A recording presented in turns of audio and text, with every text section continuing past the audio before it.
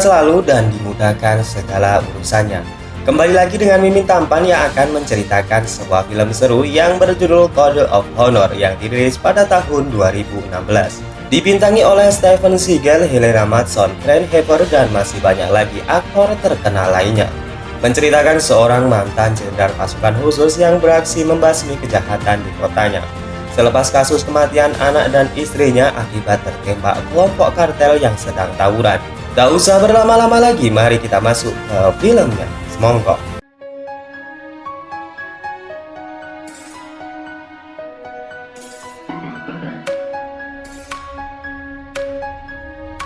Film dibuka dengan memperlihatkan seorang mantan sniper pasukan khusus mengintai dua kelompok kartel yang sedang bertransaksi barang haram. Entah apa tujuan dan maksudnya, sniper yang diketahui bernama Robert terlihat sangat geram dan dendam melihat para sampah masyarakat tersebut. Sehingga tak berselang lama pun ia langsung menembaki mereka tanpa ampun.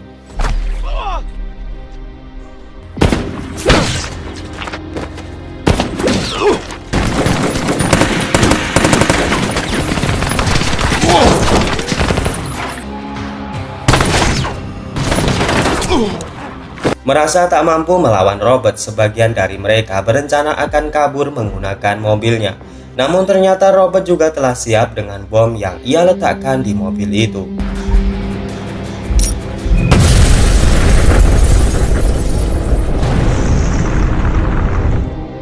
Dari sekian banyak kartel yang sudah ia habisi, menyisakan satu orang saja yang sudah tak berdaya setelah tertembak tangannya. Di sana Robert dengan sengaja menyisakan satu orang sebagai teror dan ancaman jika yang sudah melakukan ini hanya dia seorang. Keesokan paginya wartawan dan pihak berwajib sudah berkumpul di TKP. Terlihat dari pihak kepolisian setempat seorang detektif yang bernama James akan mengambil kasus ini. Sempat dibingungkan kenapa terjadi pertumpahan darah yang amat mengerikan di kotanya. James mengira jika ini merupakan ulah dari pasukan khusus yang diperintahkan untuk menghabisi mereka semua. Yang padahal kita semua tahu jika Robert seorang dirilah yang sudah membantai dua kartel ini. Tak lama setelahnya James mencurigai seorang pria yang terlihat menyelidiki tempat ini. Namun ternyata pria tersebut mengaku dirinya adalah agen federal yang bernama Potter. Di sana Potter mengatakan kepada James jika ia mengetahui orang di balik penyerangan ini. Di lain sisi, seorang kartel yang dibiarkan hidup oleh Robert kembali menghadap bosnya. Di sana ia dipaksa mengatakan apa yang telah terjadi. Dengan ketakutan pria itu mengatakan jika penyerangan tersebut dilakukan oleh satu orang saja. Akan tetapi bosnya tidak percaya karena anak buahnya terkenal kejam dan tidak semudah itu untuk dikalahkan. Lalu pimpinan mereka yang bernama Romano menyuruh wakilnya segera menemukan orang yang telah menghabisi anggota mereka. Scene berlanjut ke sebuah bar di mana tempat ini sering dijadikan sebagai wadah para mafia dan pengedaran narkoba secara terang-terangan. Tak disangka Robert ternyata sedang duduk santuy di sana. Dengan menyedot cerutunya, Robert terlihat sedang mengamati sampah masyarakat dengan santuynya saling jual beli barang haram. Setelah ia mendapati targetnya, Robert lalu pergi begitu saja dengan meninggalkan sebuah tas besar di bawah meja. Bukan Robert namanya jika tidak memberikan kejutan, karena setelah ia keluar, Robert pun meledakkan tempat itu.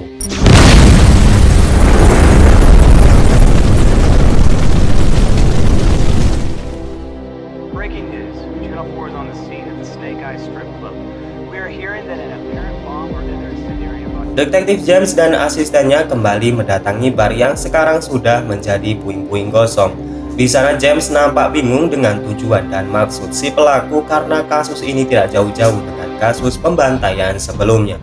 Selain itu ia dibingungkan dengan selamatnya dua gadis penari yang padahal mereka berada di dalam bar. James yakin jika orang ini bukanlah orang sembarangan karena ia mampu membuat bom yang hanya menargetkan orang-orang yang sudah ia sensor. Tak lama setelahnya seorang wanita cantik bernama Carrie berusaha masuk ke dalam bar. Karena ternyata Carrie merupakan penari di bar tersebut dan dua wanita tadi merupakan teman kerjanya. Di lain sisi, wakil ketua gangster yang bernama Carlos terlihat berada di sana untuk mencari informasi yang dapat ia gali. Kebetulan juga Potter yang berada di sana melihat orang yang ia kenal, yaitu si Robert, dan ia pun langsung mengejarnya. Potter lalu menjelaskan kepada James dan kapten polisi bahwa orang yang ia maksud adalah Kolonel Robert Six, di mana ia diketahui jika Robert dulu adalah atasannya sewaktu bertugas menjadi marinir di Afghanistan. Robert memiliki catatan bersih dan sempurna sebagai kapten pasukan elit terlatih. Ia memiliki kemampuan bertarung hebat baik menggunakan tangan kosong maupun dengan senjata, memiliki kemampuan menguasai seluruh medan pertempuran, ahli bom dan bahan-bahan peledak. Selain itu, Kolonel Robert juga memiliki kemampuan berbaur dan licin dalam menjadi mata-mata, sehingga kartel narkoboy dan senjata ilegal sudah makanan sehari-hari baginya. Potter hanya bisa menduga jika misi kali ini bukanlah misi negara, melainkan misi balas dendam untuk membasmi para sampah masyarakat di kotanya. Dugaan ini diperkuat karena diketahui jika anak dan istri Robert telah meninggal akibat tertembak geng mafia, sehingga Robert akan menghabisi seluruh geng mafia di kota ini. Kapten polisi mengatakan jika hal ini memang benar, jelas saja Robert bersalah karena ia main hakim sendiri dan ia akan ditetapkan sebagai seorang penjahat. Potter mengatakan jika menangkap Robert bukanlah skill mereka, karena berapapun banyak polisi yang mengejarnya maka mereka semua akan tewas. Sehingga dalam kasus ini Potter dengan terpaksa akan ikut adil membantu kepolisian untuk menangkap Robert. Turn around. Smart ass, put your hands up. Keesokan paginya, dua orang polwan berhasil meringkus dua orang mafia yang sedang bertransaksi narkoboy. Di sana mereka akan membawa dua mafia tersebut ke kantor polisi. Akan tetapi siapa sangka Robert dari kejauhan telah siap dengan snipernya dan menembak dua mafia itu.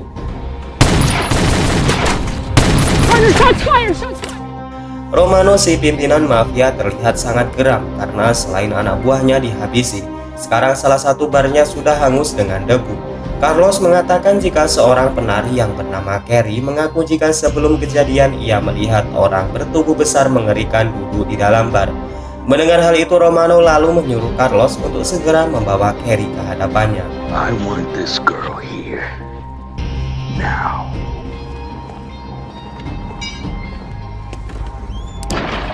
Potter yang masih penasaran mendatangi bar yang sekarang tinggallah puing-puingnya.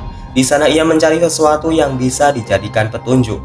Potter lalu menemukan sebuah komputer dan mengambil hard disk di dalamnya, berharap jika di dalamnya terdapat rekaman CCTV sebelum bar itu meledak. Namun di saat ia keluar, dua anak buah Romano sudah menghadangnya.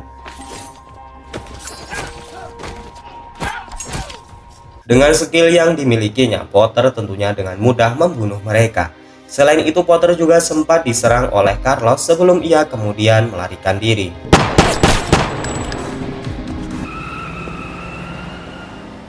Scene kemudian berpindah ke sebuah tempat di mana seorang mafia tengah memalak uang lontenya.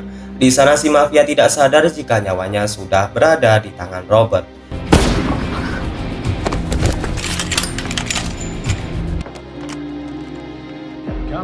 Detektif James dan rekannya kemudian mendatangi dua mayat korban keganasan Potter. Mereka bingung dengan semua kejadian ini sehingga semakin menyulitkan penyelidikan.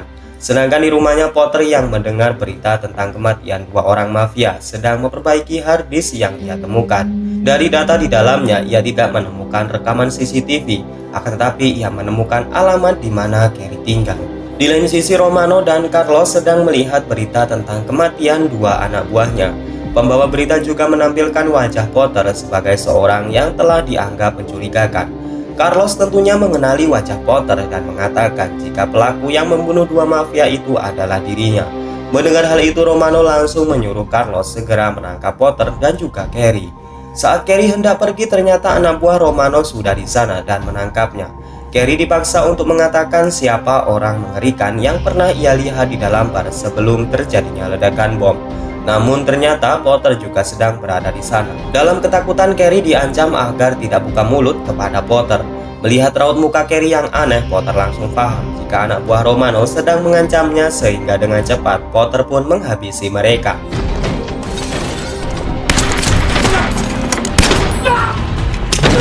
Carrie yang hendak dibawa ke tempat aman dihadang kembali oleh beberapa mafia, sehingga baku tembak pun kembali terjadi.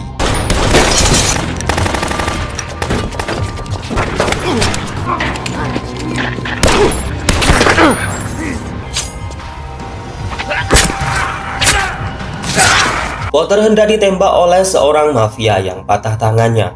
Akan tetapi secara mengejutkan Robert datang dan langsung menyelamatkannya. Di sana Robert menyuruh Potter untuk tidak ikut campur dalam urusan ini. Sebagai bawahannya, Potter paham jika selamanya ia tidak bisa menandingi kemampuan sang jenderal. Akan tetapi Potter mengatakan jika ia akan membuktikan suatu hal kepada Robert, karena tindakan ini adalah salah dan menyalahi aturan. Sebelum Robert pergi, ia menyuruh Potter menemuinya di klub setan nanti malam seorang diri. Di gedung pemerintahan terlihat Pak Wali Kota sedang berpidato jika ia akan menyuruh seluruh polisi untuk menghentikan orang yang sudah sewenang-wenang main hakim sendiri di kotanya. Dan di sini kita diberitahu jika Pak Wali Kota sudah berselingkuh dengan lontenya. Di sebuah tempat Robert sudah mengincar beberapa mafia yang sedang menunggu pembeli narkoboy. Dengan wajah tak bersalah sedikit pun, Robert lalu menembaki mereka semua.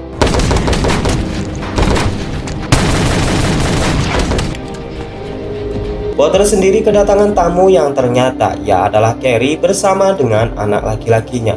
Di sana Carrie meminta izin untuk tinggal di apartemennya mengingat ia tidak aman karena para mafia berusaha menangkapnya. Potter mempersilahkan Carrie tinggal di sini sedangkan ia tengah bersiap untuk menemui Robert di klub Taman Setan. Ternyata Potter kembali ke kantor polisi dan mengatakan jika ia akan bertemu dengan Robert di klub setan. Di sana mereka berencana akan menggerebek Robert dengan membawa beberapa pasukan. Potter mengatakan jika para polisi muncul, otomatis Robert akan menghilang dengan cepat. Sehingga Potter pun menyarankan jika mereka bersiap di sebuah tempat dan bergerak setelah ia memberi kode. Klub setan ternyata milik Romano yang nyata-nyata mereka sedang mencari Robert dan juga Potter.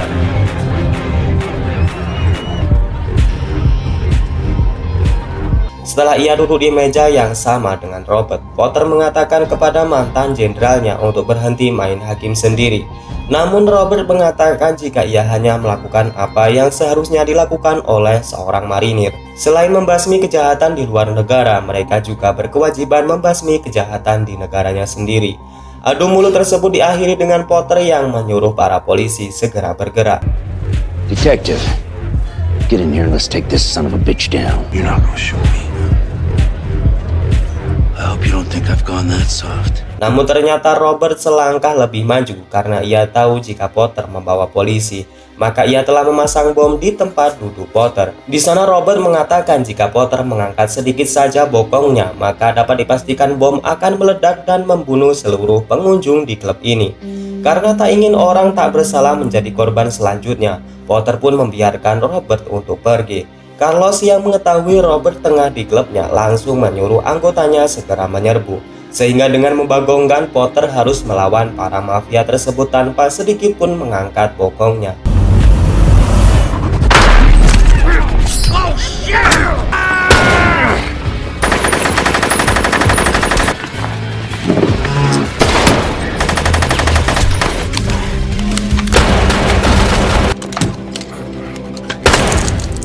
Singkat cerita, seluruh mafia tewas walau Potter hanya melawan dalam keadaan terduduk. Sehingga kini tinggallah Romano yang terus menembaki Potter dengan membabi buta karena ia sudah tidak memiliki amunisi lagi. Tak lucu jika Potter tewas di sini, tiba-tiba saja para polisi sudah berdatangan dan menyuruh Romano untuk menyerah.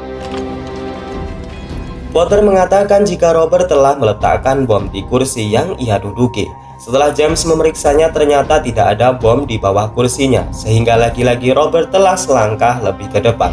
Karena nyatanya ia memanfaatkan para polisi untuk penggerebekan itu menangkap Romano.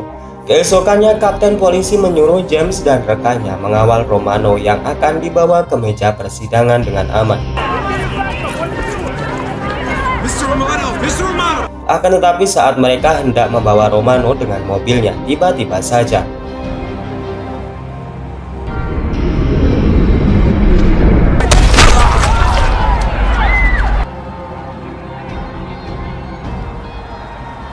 dengan jarak puluhan kilometer, Robert berhasil menembak tepat di kepala Romano, di mana sekali lagi ia tidak akan membiarkan sampah masyarakat atau bisa dikatakan bos sampah masyarakat bisa hidup walau di penjara sekalipun.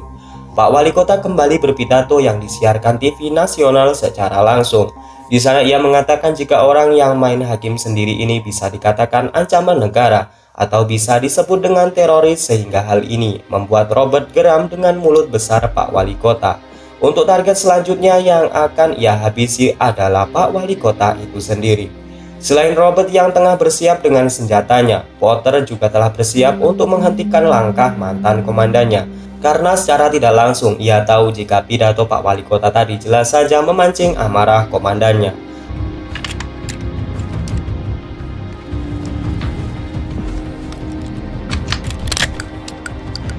Potter lalu menelpon polisi dan mengatakan jika target selanjutnya adalah Pak Wali Kota, sehingga para polisi pun segera diterjunkan untuk menyisir lokasi Pak Wali Kota yang ternyata ia tidak berada di kantornya.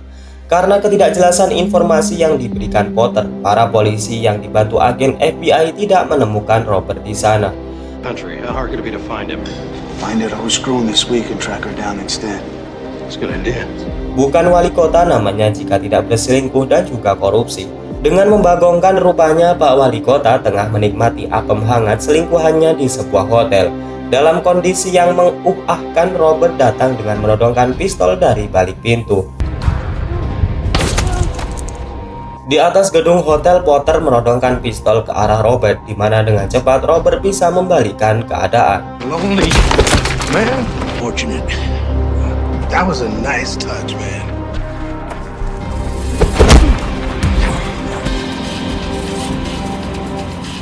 Para polisi yang telah mengetahui di mana Robert berada langsung dikerahkan menuju ke sana. Take him.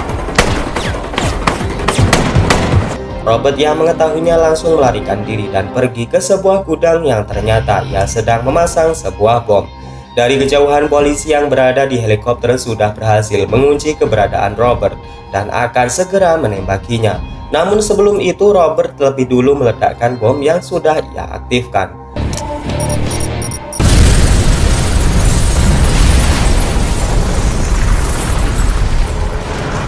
Di akhir cerita, para polisi dan tim evakuasi menyimpulkan jika tidak ditemukan mayat Robert dan juga Potter, sehingga kasus ini akan ditutup karena mereka dinyatakan telah mati. Namun di lain sisi, anak laki-laki Carrie mengatakan jika ia diberikan sarung baseball oleh teman Carrie, sehingga dari sini kita tahu jika Robert dan Potter tidaklah tewas dalam ledakan, melainkan rencana pura-pura mati sehingga mereka tidak akan dicari lagi. Dan kemudian film ini pun selesai. Terima kasih sudah menonton di channel ini. Mimin harap kalian suka dengan apa yang sudah saya sampaikan. Silahkan baku hantam dan tulis kritik serta saran kalian di kolom komentar.